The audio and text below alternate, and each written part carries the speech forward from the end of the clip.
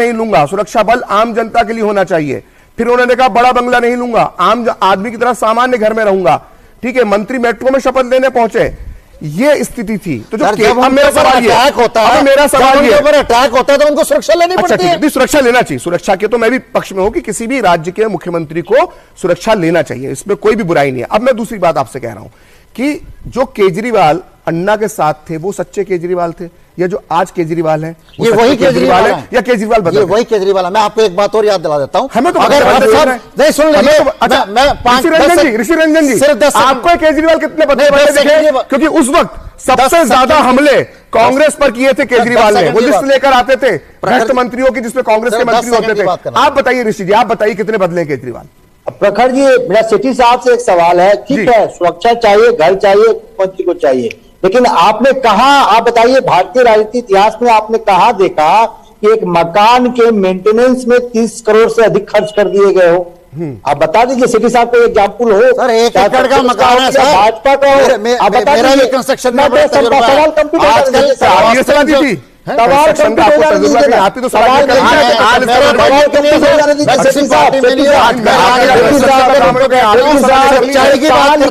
लेकिन मैं 10 सेकंड की बात लिखा हुआ ऋषि जी अपनी बात कभी पूरी नहीं कर पा रहे, प्लीज प्लीज प्लीज प्लीज। देखिए प्रखर जी ये कहाँ लिखा हुआ है रूल रेगुलेशन में कि विदेशी मार्बल लगेंगे घर में तभी घर वो आम बात है। अरे आप पे आके पर्दे लगेंगे, ऐसा कौन सा राज? अरे सेठी साहब सुन तो लीजिए, बड़े भाई हैं आप हमारे। अरे ऐसा कौन सा राज उस महंगे पर्दे के पीछे छुपाना चाह रहे थे अरविंद केजरीवाल? ऐसा कौन सा जो राज चाह रहे थे आप? कौन से आप जो है आपने वादा किया था, आपने जो वादे किए थे, एक नैरेटिव सेट किया था, हम लोगों के भी कुछ उम्मीद थी अरविंद केजरीवाल जी से, लेकिन जिस प्रकार से अरविंद केजरीवाल अब अपने कैरेक्टर बदल रहे हैं, 30-40 करोड़ के मकान में रहने जा रहे हैं, ये कहीं ना कहीं दिल्ली के आम जनता, मुझे लगता है कि कहीं ना कहीं ठगा हुआ महसूस हो रहा है। इस पे आपको जरूर जवाब देना चाहिए। में है, आप खूब कंफ्यूज हैं, आपको पता नहीं होता कब बीजेपी के पक्ष में बोलना है, कब आम आदमी के पक्ष में बोलना है। अरे मैंने बीजेपी अरे भाई मैं और पंजाब की जनता ने आप चिंता बहुत समझदार है, आप बातों से कुछ नहीं होने वाला। लेकिन मैं 10 सेकंड की बात जो पहले करना चाहता था अन्ना हजारे जी की, मैं वो भी पूरी कर लेता हूं। एक बड़े चैनल के अंदर जब इंटरव्यू दे रहे थे, उसके अंदर उन्होंने अन्ना हजारे जी से सवाल करा कि आप इतना आंदोलन कर रहे हैं तो आप पार्टी क्यों नहीं बताते?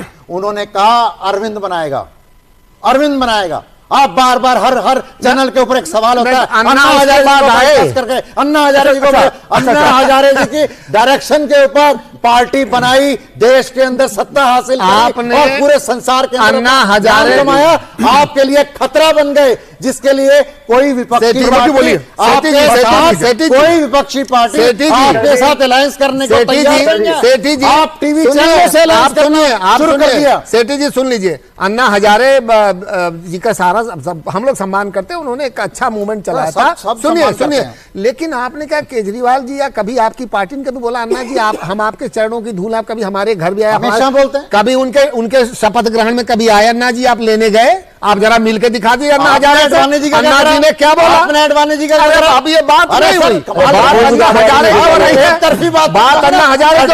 अन्ना हजारे ने बाद में क्या कहा? प्रधानमंत्रीशिप के दावेदार थे, उनको उनका राजनीतिक कैरियर खत्म कर दिया,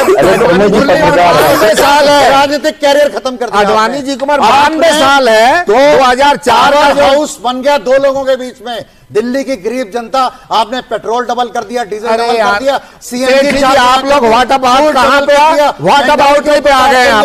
देश के गरीब आदमी को आप बोल दीजिए केजरीवाल से वैट कम कर दे दिल्ली में। सब इश्यूज क्यों वैट कमा रहे हैं? सब इश्यूज के ऊपर बात करूंगा मैं। नहीं, बात